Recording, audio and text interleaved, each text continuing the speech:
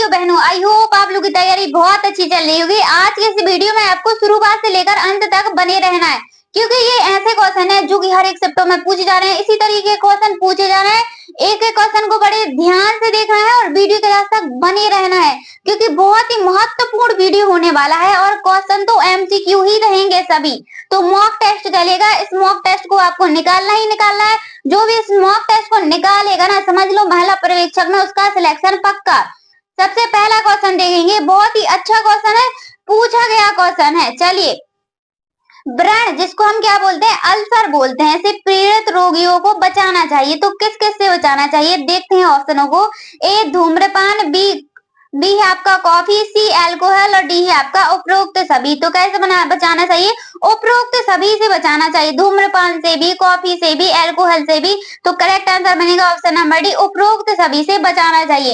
एक एक क्वेश्चन को आपको बड़े ध्यान से देखना है हमारे प्यारे भाइयों बहनों। दूसरा क्वेश्चन, हेपेटाइटिस सी का दीर्घकालिक संक्रमण का कारण बनता है। तो हेपेटाइटिस दीर्घकालिक संक्रमण का पूछा गया है। तो ए नंबर का है आपका दीर्घकालिक यकृत संक्रमण, ल्यूकीमिया, अग्नाशय शोथ, हृदय रोग। तो करेक्ट आंसर बनेगा ऑप्शन नंबर ए, क्या बनेगा, दीर्घकालिक यकृत संक्रमण। चलिए, अगला क्वेश्चन है आपका, बहुत ही अच्छा क्वेश्चन है, पूछा गया क्वेश्चन है। एक एक क्वेश्चन का आंसर आपको कमेंट में बताते जाना है। इनमें से कौन सा एक संक्रामक रोग नहीं है।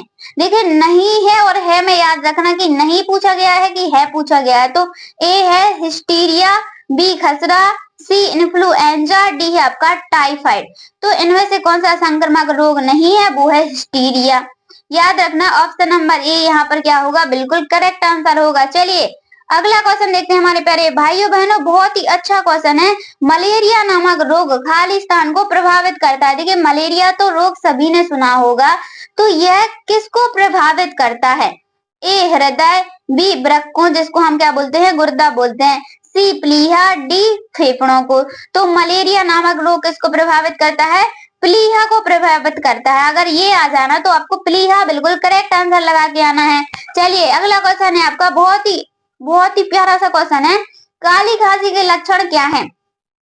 तो इस क्वेश्चन का आंसर ना आपको कमेंट करके बताना है कि काली खांसी के लक्षण इनमें से क्या होते हैं। भूख बढ़ना, कब्ज, खांसी छींकने और बहती नाक, वजन बढ़ना। तो यहाँ आपको बिल्कुल करेक्ट आंसर बताना है 5 का। देखते हैं कौन कौन बिल्कुल करेक्ट बता पाता है। 6वें नंबर का क्वेश्चन, घेंगा जिसको हम ग्वाइटर बोलते हैं से संबंधित है। तो जो घेंगा और ग्वाइटर है वो किससे संबंधित है, अब टू थायराइड ग्रंथि से, थायमस ग्रंथि से। तो यहाँ पर हम आपको बता देते हैं ए क्या रहेगा, बिल्कुल करेक्ट आंसर रहेगा, अब टू थायराइड ग्रंथि से संबंधित होता है घेंगा रोग। चलिए, अगला क्वेश्चन बहुत ही प्यारा क्वेश्चन है, 7 number question, most important question है। हम आपको बता रहे हैं 15 के बाद जो भी क्वेश्चन स्टार्ट होंगे ना, वो वेरी वेरी मोस्ट क्वेश्चन रहेंगे। खराब आहार और अस्वस्थकर परिवेशी स्वच्छता के कारण है, यानी कि प्रमुख कारण कौन कौन से हैं बताना है कि खराब आहार यानी कि खराब भोजन, अस्वस्थकर परिवेशी स्वच्छता के कौन कौन से कारण होते हैं। ए मधुमेह, बी है आपका डिसलिपिडीमिया, मलेरिया, मोटापा। तो करेक्ट आंसर क्या बनेगा, ऑप्शन नंबर बी सी यहाँ पर करेक्ट आंसर बनेगा, मलेरिया। चलिए, अगला क्वेश्चन हमारे प्यारे भाइयों बहनों, 8 नंबर क्वेश्चन, इनमें से कौन सा रोग जीवाणु संक्रमण से होता है। तो क्या पूछा गया है 8 नंबर में, बिल्कुल ध्यान से देखो इस क्वेश्चन को। इनमें से कौन सा रोग है जो जीवाणु संक्रमण के द्वारा फैलता है, पूछा गया क्वेश्चन है। इस वीडियो में आपको वही क्वेश्चन मिलेंगे जो कि पूछे जा रहे हैं, तो बड़े ध्यान से देखना है। ए है टिटनेस, बी है मलेरिया, सी है रेबीज और डी है आपका कर्क रोग जिसको हम कैंसर बोलते हैं। तो यहाँ पर करेक्ट आंसर बनेगा टेटनस, क्या बनेगा, टेटनस करेक्ट आंसर बनेगा ऑप्शन नंबर ए। लास्ट में हम आपको ऐसी ऐसी ट्रिक बताएंगे ना, आप बिल्कुल एग्जाम में बैठेंगे और उसका करेक्ट आंसर लगा के आ जाएंगे, ऐसी ऐसी ट्रिक बताएंगे आपको। चलिए, 9 नंबर क्वेश्चन, डेंगू बुखार के कारण मानव शरीर में इनमें से क्या घट जाता है। कई कारण डेंगू बुखार के कारण बताना है आपको कि मानव शरीर में क्या घट जाता है। चलिए, ऑप्शन देखते हैं। पट्टिका अणु जिसको हम प्लेटलेट बोलते हैं, बी हीमोग्लोबिन, सी आरबीसी, डी आपका शक्कर। तो करेक्ट आंसर क्या बनेगा यहाँ पर? ऑप्शन नंबर ए, पट्टिका अणु जिसको हम प्लेटलेट बोलते हैं। चलिए अगला क्वेश्चन है 10 नंबर का क्वेश्चन। दस्त व संबंधित रोग खसरा को श्वसन एवं अन्य संक्रमण से परिणामतः होता है, तो क्या होता है? चलिए ए नंबर का देखते हैं हम, धनात्मक प्रोटीन व ऊर्जा संतुलन, बी आपका ऋणात्मक प्रोटीन व ऊर्जा संतुलन, सी है समान प्रोटीन व ऊर्जा संतुलन, डी है उपरोक्त में से कोई नहीं। तो इसका करेक्ट आंसर क्या बनेगा? जल्दी जल्दी बताइए किस किस का बिल्कुल सही सही जाता है, हम ये देखना चाहते। तो यहाँ पर करेक्ट आंसर बनेगा ऑप्शन नंबर बी, ऋणात्मक प्रोटीन व ऊर्जा संक्रमण, यानी कि बी क्या होगा आपका करेक्ट आंसर हो जाएगा यहाँ पर। चलिए अगला क्वेश्चन है आपका 11 नंबर का क्वेश्चन, बहुत ही मोस्ट इंपोर्टेंट क्वेश्चन है। इनमें से कौन एक जीवाणुजन्य रोग नहीं है? क्या पूछा गया है कि जीवाणुजन्य क्या नहीं है? रोग नहीं है। ए डिप्थीरिया, बी काली खांसी, सी एड्स, डी है आपका हैजा। तो जीवाणुजन्य कौन सा नहीं है? एड्स नहीं है। अगर ये आ जाए ना तो आपको एड्स लगा के आना है। अगर किसी क्वेश्चन का आंसर थोड़ी बहुत मिस्टेक होता है तो आप हमें जरूर कमेंट में बताना, हम उसका आंसर आपको जरूर देंगे। 12 नंबर का क्वेश्चन, खसरे के लिए इनमें से कौन उत्तरदायी है? तो खसरे के लिए इनमें से कौन सा है जो उत्तरदायी होता है? ए जीवाणु, बी शैवाल, सी विषाणु, डी कवक। तो खसरे के लिए उत्तरदायी है वो है विषाणु, यानी कि सी आपका क्या होगा करेक्ट आंसर हो जाएगा, विषाणु, याद रखना। चलिए 13 नंबर का क्वेश्चन, निमोनिया सामान्यतः के संक्रमण द्वारा फैलता है। तो जो निमोनिया रोग होता है ना वह किसके कारण फैलता है? विषाणु के कारण, रोगाणु के कारण, उपरोक्त दोनों के कारण, या फिर इनमें से कोई नहीं। तो जो निमोनिया फैलता है ना जीवाणु के कारण भी फैलता, सॉरी विषाणु के कारण भी फैलता है और जीवाणु के कारण भी फैलता है। तो उपरोक्त दोनों यहाँ पर करेक्ट आंसर हो जाएगा सी नंबर वाला। चलिए अगला क्वेश्चन, छोटी चेचक जिसको हम क्या बोलते हैं? चिकन पॉक्स बोलते हैं। इससे क्वेश्चन बन रहे हैं छोटी चेचक से कि संक्रमणतः खालिस्तान रहती है डैश, क्या रहती है? यानी छोटी चेचक चिकन पॉक्स की संक्रमणता में क्या रह जाता है? ए नंबर देखेंगे हम, दरारें दिखने के 3 दिन बाद तक, आखिरी पपड़ी गिर जाने तक, दरारें दिखने के 6 दिन बाद तक, जब तक बुखार रहे तब तक। तो यहाँ पर ऑप्शन नंबर सी क्या होगा करेक्ट होगा, दरारें दिखने के 6 दिन बाद तक। ऐसे क्वेश्चन आपको भाई पूरे यूट्यूब में नहीं मिलेंगे, हम आपको ऐसे ऐसे क्वेश्चन करा रहे हैं ना, हमारे इस चैनल पे आपको हर एक टॉपिक से क्वेश्चन मिलेंगे, हर एक टॉपिक से। तो वीडियो को लाइक कमेंट, चैनल को सब्सक्राइब जल्दी से कर दो, बेल आइकन को प्रेस कर लो ताकि जो भी नोटिफिकेशन आए सबसे पहले आपके पास ही जाए। डैश में सिक परीक्षण किया जाता है, तो सिक परीक्षण काय में किया जाता है? ए पोलियो माइलाइटिस, बी है आपका मैनिटाइटिस जिसको हम मस्तिष्क काड़कड़ शोथ बोलते हैं, कावरकण शोध बोलते हैं, क्या बोलते हैं? चलिए सी नंबर डिप्थीरिया, और डी है आपका परटूसिस। तो यहाँ पर करेक्ट आंसर बनेगा ऑप्शन नंबर डी, परट्यूटिस, सिस, सॉरी सिस है वहां पर। चलिए 16 नंबर का क्वेश्चन है आपका, कंजक्टिवल जीरोसिस का अर्थ नेत्र सिलेमा कैकी से खालिस्तानी से है, तो किससे है? सूखेपन से, मृत्युता से, अंधता से, कठोरता से। तो किससे है? सूखेपन से है। करेक्ट आंसर क्या बनेगा? सूखेपन से है। चलिए अगला क्वेश्चन 17 नंबर का क्वेश्चन, दस्त पर तर्क संगत प्रक्रिया है, दस्त पर क्या है? तर्क संगत प्रक्रिया कौन सी है? तर्क संगत प्रक्रिया पूछा गया है तो कौन सी है? ए है आपका अंतःशिरीय चिकित्सा, डी है आपका नमक व शक्कर का घोल, घरेलू भोजन, और डी है आपका यहाँ पर उपरोक्त सभी। तो करेक्ट आंसर आपका बनेगा यहाँ पर ऑप्शन नंबर डी, उपरोक्त सभी। चलिए अगला क्वेश्चन देखते हैं हमारी प्यारी बहनों, 18 नंबर का क्वेश्चन है आपका, बहुत ही मोस्ट इंपोर्टेंट क्वेश्चन रहेगा 18 नंबर का क्वेश्चन, ऊर्जा असंतुलन से उत्पन्न होने वाली 2 स्थितियां बताइए। यानी कि ऊर्जा असंतुलन से उत्पन्न होने वाली 2 स्थितियां बताइए, कौन कौन सी हैं वह स्थितियां? ए है आपका मोटापा और दीर्घकालिक ऊर्जा न्यूनता, हैजा डिप्थीरिया, टाइफाइड और मलेरिया, खसरा और ट्यूबरक्लोसिस। तो यहाँ पर करेक्ट आंसर बनेगा ऑप्शन नंबर ए, मोटापा और दीर्घकालिक ऊर्जा न्यूनता, ए करेक्ट आंसर होगा। देखिए अगर पूछा जाए कि ऊर्जा असंतुलन से उत्पन्न होने वाली दो स्थितियां, तो आपको मोटापा और दीर्घकालिक ऊर्जा न्यूनता बता देना है। चलिए अगला क्वेश्चन देखते हैं हमारी प्यारी बहनों, बहुत ही अच्छा क्वेश्चन है, 19 नंबर का क्वेश्चन है आपका। कर्णमूल सूत, जिसको हम गलसुआ बोलते हैं, क्या बोलते हैं, गलसुआ बोलते हैं, से अधिकतम संक्रमकता की अवधि के दौरान होती है। तो मतलब कि किसके द्वारा और किस टाइप से हो जाती है। सूजन की शुरुआत, सूजन दिखने के बाद, रोगावधन अवधि, रोग पूर्व लक्षण अवधि। तो यहाँ पर करेक्ट आंसर बनेगा ऑप्शन नंबर ए, सूजन की शुरुआत। याद रखना सूजन की शुरुआत बिल्कुल करेक्ट आंसर रहेगा। चलिए 20 नंबर का क्वेश्चन, इनमें से कौन सा रोग आक्रमण के बाद जीवन पर्यंत प्रतिरक्षा दे जाता है। तो आक्रमण के बाद क्या जाता है, जीवन पर्यंत प्रतिरक्षा दे जाता है। आसन देखेंगे यहाँ पर, ये आपका कर्णमूल सूत, जिसको हमने आपको बताया था अभी, क्या बोलते हैं हम, गलसुआ बोलते हैं। B typhoid, C diphtheria, D है आपका टिटनेस। तो करेक्ट आंसर बनेगा ऑप्शन नंबर बी, टाइफाइड। याद रखना। चलिए एक भी क्वेश्चन छूटना नहीं चाहिए, इसलिए हम आपको फटाफट रिवीजन करा रहे हैं, और एक एक क्वेश्चन को आपको ध्यान से देखना है और कमेंट में बताते जाना है। 21 नंबर का क्वेश्चन है आपका, हेपेटाइटिस रोग मनुष्य किस अंग को क्षतिग्रस्त करता है। तो देखिए जो हेपेटाइटिस रोग होता है वो मनुष्य के किस अंग को है जो क्षतिग्रस्त करता है। ए यकृत, बी वृक्क, सी फेफड़े, डी है आपका यहाँ पर हृदय। तो जो हेपेटाइटिस रोग होता है वह किसको प्रभावित करता है, यकृत को प्रभावित करता है, यानी कि ऑप्शन नंबर ए क्या होगा यहाँ पर बिल्कुल करेक्ट आंसर हो जाएगा।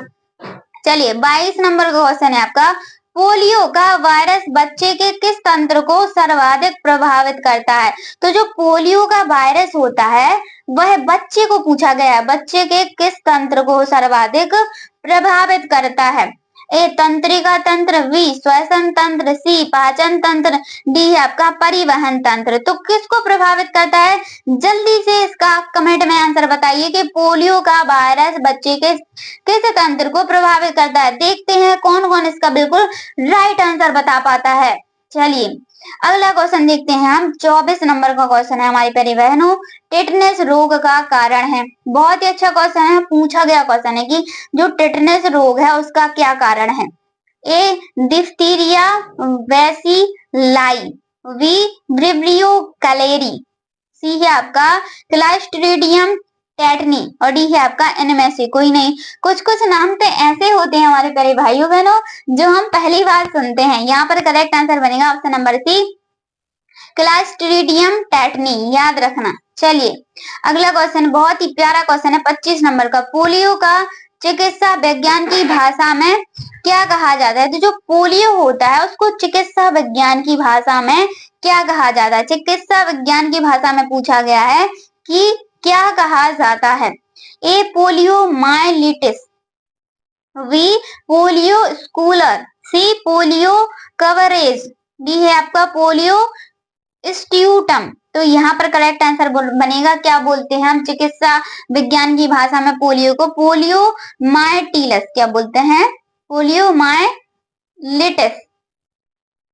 चलिए 26 नंबर क्वेश्चन, टाइफाइड में शरीर का कौन सा अंग है जो सर्वाधिक प्रभावित होता है। देखिए जब टाइफाइड होता है, टाइफाइड कब होता है, जब मलेरिया बिगड़ जाता है उसके बाद टाइफाइड होता है। टाइफाइड में शरीर का कौन सा अंग सर्वाधिक प्रभावित होता है, फेफड़े, हृदय। अगले ऑप्शन यहाँ पर है आपका यकृत और आंतें। तो क्या प्रभावित होता है, ऑप्शन नंबर ए यहाँ पर करेक्ट आंसर बनेगा, फेफड़े प्रभावित होते हैं। क्या होते हैं, फेफड़े प्रभावित होते हैं। चलिए 27 नंबर का क्वेश्चन देखेंगे हमारी प्यारी बहनों, इनमें से कौन सा रोग युग्म विषाणुओं द्वारा फैलता है। तो इनमें से कौन सा रोग है जो युग्म विषाणुओं द्वारा फैलता है। ए रेबीज एवं कर्णमूल सदीगल, बी है आपका टाइफाइड और टिटनेस, सी है आपका हैजा और ट्यूबरक्लोसिस, डी आपका उपरोक्त में से कोई नहीं। तो यहाँ पर करेक्ट आंसर बनेगा ऑप्शन नंबर ए, रेबीज एवं कर्णमूल सदी गल। चलिए, बहुत ही अच्छा क्वेश्चन 28 नंबर क्वेश्चन करेंगे हम। खेसारी दाल में उपस्थित नामक जीव विष कलायन खंज नामक रोग उत्पन्न करता है, तो क्या उत्पन्न करता है ये बताना है आपको। चलिए ऑप्शन देखते हैं यहाँ पर हमको। बीटा गामा अमीनो अम्ल, beta oxalyl amino alanine, beta hydroxy proline, beta alpha amino अम्ल। तो करेक्ट आंसर बनेगा यहाँ पर option number B, beta oxalyl amino alanine. क्या बनेगा, ये बी आपका करेक्ट आंसर बनेगा। चलिए 29 नंबर का क्वेश्चन, सर्वव्यापी डेपेंडेमिक रोग का अर्थ इनमें से किससे है। तो इनमें से किससे है, यहाँ पर हम ऑप्शन देखेंगे। ऑप्शन बहुत ही अच्छे हैं और आपको अच्छे से पढ़ना है। जब रोग पूरे विश्व में फैल जाए, जब रोग गरीबी रेखा के नीचे रहने वाले जनसमूह में फैला हो, जब रोग केवल बृहद लोगों में फैला हो, जब रोग अधिकांश शहरी जनसंख्या में फैला हो। तो जहाँ केवल है ना, तो वहां वो गलत है और ये भी बिल्कुल गलत हो जाएगा, ये भी बिल्कुल गलत हो जाएगा। करेक्ट आंसर बनेगा ऑप्शन नंबर ए, जब रोग पूरे विश्व में फैला हो तब क्या हो जाएगा। क्वेश्चन 30 नंबर क्वेश्चन देखेंगे। हीमोफाइलस इन्फ्लुएंजा नामक जीवाणु में रहता है। तो जो हीमोफाइलस इन्फ्लुएंजा नामक जीवाणु किस में रहता है। ए नाक व गले में, आंत में, हृदय में, आमाशय में। तो कै में रहता है, यहाँ पर ऑप्शन नंबर ए क्या होगा, करेक्ट आंसर होगा नाक व गले में। चलिए 31 नंबर क्वेश्चन है हमारी प्यारी बहनों, डैश में ORS दिया जाता है। ORS कब दिया जाता है, देखो किस किस को पता है इसका आंसर कि ORS कब दिया जाता है। देखते हैं कौन कौन बता पाता है। ए नंबर का है आपका संग्रहणी दस्त, वी कब्ज, सी रक्त अल्पता जिसको हम एनीमिया बोलते हैं, डी घेंगा जिसको हम ग्वाइटर बोलते हैं। तो यहाँ पर करेक्ट आंसर बनेगा ऑप्शन नंबर ए, संग्रहणी जिसको हम क्या बोलते हैं, दस्त बोलते हैं। ORS कै में दिया जाता है, दस्त में दिया जाता है। चलिए अगला क्वेश्चन हमारी प्यारी बहनों, इनमें से कौन एक वायु वाहक रोग नहीं है। तो क्या पूछा गया है कि इनमें से एक वायु वाहक रोग नहीं है। तो कौन सा वायु वाहक रोग नहीं है। ऑप्शन नंबर ए चेचक, बी है आपका एंथ्रेक्स, सी है आपका इन्फ्लुएंजा, डी है आपका हैजा। तो करेक्ट आंसर बनेगा ऑप्शन नंबर डी, हैजा। वायु वाहक रोग नहीं है, हैजा नहीं है। चलिए बानर मुख का लक्षण है। तो बानर मुख का क्या लक्षण है इनमें से। A very very weak question, C marasmus, D scurvy. हम पहले बता भी चुके हैं, आपको क्वेश्चन लगा के आना है अगर बानर मुख का क्वेश्चन आ जाए तो। चलिए 34 नंबर का क्वेश्चन, इंसुलिन की कमी से क्या होता है। देखिए जो इंसुलिन होता है उसकी कमी से क्या होता है। डायबिटीज इंसिपिडियस या फिर डायबिटीज मेलिटस घेंगा। ऑप्शन नंबर 14 देखेंगे यहाँ पर उपरोक्त सभी। तो उपरोक्त सभी यहाँ पर क्या बनेगा, करेक्ट आंसर होगा नहीं।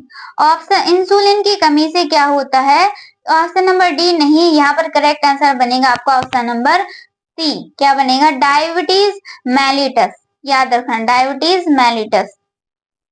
चलिए अगला क्वेश्चन देखेंगे हमारे प्यारे भाइयों बहनों, दरारों के सभी चरण में देखने को मिलते हैं। तो दरारों के सभी चरण में देखने को क्या मिलते हैं।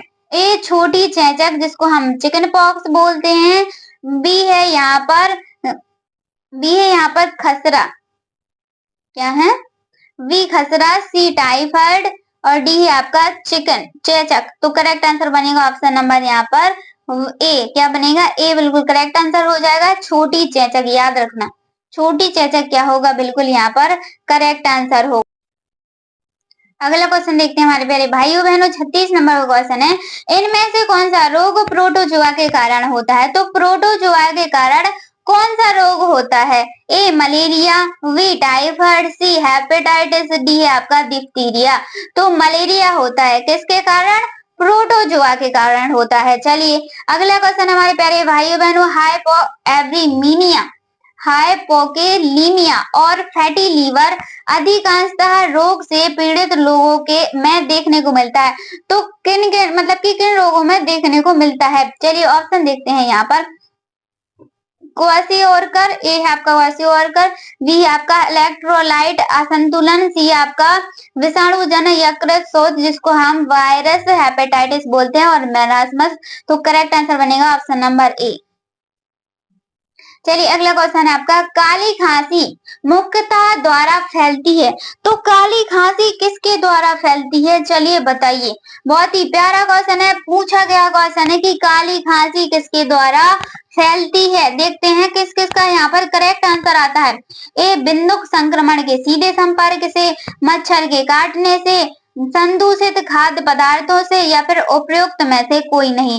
तो काय के कारण फैलता है काली खांसी? मुख्यतः विंदुक संक्रमण एवं सीधे संपर्क से फैलते हैं, यानी कि ऑप्शन नंबर ए यहाँ पर आपका क्या होगा? बिल्कुल करेक्ट आंसर हो जाएगा।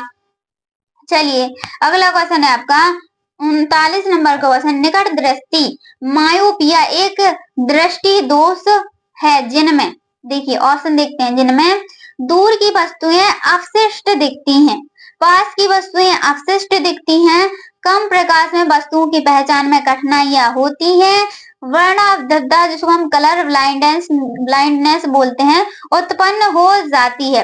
तो यहाँ पर क्या बनेगा? जो निकट दृष्टि मायोपिया एक दृष्टि दोष है, इसमें क्या होता है? पास की वस्तुएं अपशिष्ट दिखती हैं। क्या दिखती हैं? अपशिष्ट दिखती हैं, यानी कि बी यहाँ पर क्या होगा? आपका करेक्ट आंसर हो जाएगा। चलिए अगला क्वेश्चन है हमारी प्यारी भाइयों बहनों, बहुत ही ध्यान से देखना है इस क्वेश्चन को। चेचक चिकन पॉक्स नामक विषाणु से होता है, तो कौन से विषाणु से होता है? चलिए बताइए, इसका भी आंसर आपको बताना है। ऑप्शन हम आपको बता देते हैं, वेरिकोज से, हर्शीज वायरस से, या फिर वेरिसेला जोस्टर वायरस से, या फिर आपका लेप्रा वायरस से। बताइए कौन कौन इसका बिल्कुल करेक्ट आंसर बताएगा? जल्दी जल्दी बताइए हमारे प्यारे भाइयों बहनों, इसका करेक्ट आंसर क्या बनेगा? करेक्ट आंसर यहाँ पर बनेगा आपका ऑप्शन नंबर बी। यहाँ के थोड़े ऑप्शन यहाँ वहां हो गए हैं, हम आपको बताते हैं ऑप्शन नंबर बी क्या होगा यहाँ पर आपका बिल्कुल करेक्ट आंसर हो जाएगा, varicella zoster virus. Varicella zoster virus बिल्कुल करेक्ट आंसर हो जाएगा। चलिए अब अगला क्वेश्चन है आपका, जीरोस्टोमिया जिसे लार नहीं बनता, देखिए जीरोस्टोमिया लार नहीं बनता, इनमें से किसमें अधिक पाया जाता है? तो इनमें से किसमें अधिक पाया जाता है? ए है आपका बुजुर्ग बृहद आयु, बी है आपका किशोर, बी है आपका किशोर, और सी है आपका चलना आरंभ कर रहे शिशु, इनमें से कोई नहीं। तो जो लार नहीं बनता है वह किसी आयु में नहीं बन जाता है। ऑप्शन नंबर ए क्या बनेगा? बुजुर्ग वृद्ध आयु, क्या है? बुजुर्ग वृद्ध आयु में ज्यादातर नहीं बनता है। चलिए अगला क्वेश्चन 43 नंबर क्वेश्चन, उल्टियां होने के दौरान इनमें से कौन सा खाद्य पदार्थ नहीं लेना चाहिए? तो उल्टियां होने के दौरान इनमें से कौन सा खाद्य पदार्थ है जो हमें नहीं लेना चाहिए? ए नंबर का है यहाँ पर दूध व दूध के पदार्थ, कार्बनीकृत पेय, अल्कोहल, या फिर उपरोक्त सभी। तो उपरोक्त सभी यहाँ पर हम क्या बना देंगे? करेक्ट आंसर बता देंगे, यानी कि देखिए दूध व दूध के पदार्थ भी नहीं लेना चाहिए, कार्बनीकृत पेय भी नहीं पीना चाहिए, और अल्कोहल तो पीना ही नहीं चाहिए। अगला क्वेश्चन देखते हैं हमारे प्यारे भाइयों बहनों, बहुत ही प्यारा क्वेश्चन है, मुख के कोनों पर सोज और दरार फटने की स्थिति को कहते हैं। तो क्या कहते हैं? जो मुख के कोने होते हैं उसमें दरार फटने की स्थिति को हम क्या कहते हैं? पहला ग्राह स्कर्वी, ओठ विद्रता जिसको हम टेलोसिस बोलते हैं, और रिक्रेट्स। तो करेक्ट आंसर बनेगा ऑप्शन नंबर सी। क्या बनेगा? ऑप्शन नंबर सी यहाँ पर बिल्कुल करेक्ट आंसर हो जाएगा। चलिए अगला क्वेश्चन, स्थानिक एंडेमिक रोग का अर्थ से है, तो किससे है? जो स्थानिक एंडेमिक रोग होता है इसका अर्थ किससे होता है? विशिष्ट क्षेत्र की समस्या से, केवल स्त्रियों से संबंधित रोग, केवल पुरुषों से संबंधित रोग, इनमें से कोई नहीं। तो करेक्ट आंसर बनेगा ऑप्शन नंबर ए, विशिष्ट क्षेत्र की समस्या से। याद रखना, विशिष्ट क्षेत्र की समस्या से। चलिए अगला क्वेश्चन है, ट्यूबरकुलोसिस वार्ड में स्वास्थ्य कार्यकर्ता को जो व्यक्तिगत सुरक्षा उपकरण पहनने चाहिए उनमें से शामिल है। तो क्या क्या शामिल है? N95 रेस्ट्रापाइरेटर, सर्जिकल मास्क, उपरोक्त दोनों, रसोई का एप्रन। तो करेक्ट आंसर बनेगा उपरोक्त दोनों, यानी कि ए और बी दोनों। चलिए अगला क्वेश्चन, असंचरणशील रोग क्या होते हैं? तो जो असंचरणशील के रोग होते हैं वो ये उपरोक्त सभी होते हैं, यानी कि उपरोक्त सभी करेक्ट आंसर हो जाएगा। ए है आपका, एक संक्रणीय व्यक्ति दूसरे व्यक्तियों को नहीं फैलते, जिनमें रोगजनक पैथोजन शामिल नहीं होते, वे रोग जो आहारीय न्यूनता, हार्मोन असंतुलन, आनुवंशिक समस्याओं के कारण हो सकते हैं। तो उपरोक्त सभी यहाँ पर करेक्ट आंसर बनेगा।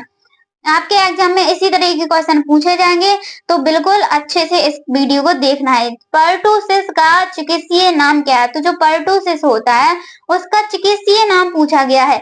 ए डेंगू, बी काली खांसी, सी डिप्थीरिया, डी है आपका इन्फ्लुएंजा। तो करेक्ट आंसर बनेगा यहाँ पर ऑप्शन नंबर बी, काली खांसी। क्या जो पर्टुसिस चिकित्सीय का नाम है वो क्या है? काली खांसी। चलिए अगला क्वेश्चन है आपका, बहुत ही मोस्ट इंपोर्टेंट क्वेश्चन है। निम्न में से किस रोग को बंद जबड़ा भी कहते हैं? तो इनमें से किसको हम बंद जबड़ा रोग भी कहते हैं? डिप्थीरिया को, पोलियो को, काली खांसी को, या फिर टिटनेस को। तो बंद जबड़ा रोग किसको कहते हैं? टिटनेस को कहते हैं। ऑप्शन नंबर डी क्या होगा यहाँ पर? करेक्ट आंसर हो जाएगा टिटनेस। अगला क्वेश्चन है आपका, बच्चों में कैल्शियम की अधिकता से कौन सा रोग होता है? तो किसकी अधिकता से? कैल्शियम की अधिकता से पूछा गया है, कौन सा रोग है जो होता है? रिकेट्स, हाइपोकैल्सिमिया, या फिर आपका है हाइपर कैल्सीमिया, इनमें से कोई नहीं। तो correct answer option number C, hypercalcaemia. चलिए, फेफड़े और श्वास नली के संक्रमण के कारण कौन सी बीमारी होती है? तो कौन सी बीमारी होती है? चलिए देख लेते हैं। ए है आपका निमोनिया, बी हैजा, सी पोलियो। तो क्या होता है? निमोनिया होता है। ए बिल्कुल करेक्ट आंसर बनेगा। अगला क्वेश्चन हमारे प्यारे भाइयों बहनों, बहुत ही मोस्ट इंपोर्टेंट क्वेश्चन है आपका, निम्न में से कौन सा रोग लोहे लवण की कमी से होता है? लोहे लवण की कमी से कौन सा रोग होता है? ए वेरी, बी पीलिया, सी स्कर्वी, और डी है आपका रक्त अल्पता। तो यहाँ पर आपका करेक्ट आंसर क्या बनेगा? करेक्ट आंसर बनेगा ऑप्शन नंबर डी, रक्त अल्पता। वीडियो अच्छी लगी तो वीडियो को लाइक, कमेंट, चैनल को सब्सक्राइब जल्दी से कर दो। धन्यवाद, राधे राधे। चैनल को सब्सक्राइब तो आपको करना ही करना है। चलिए।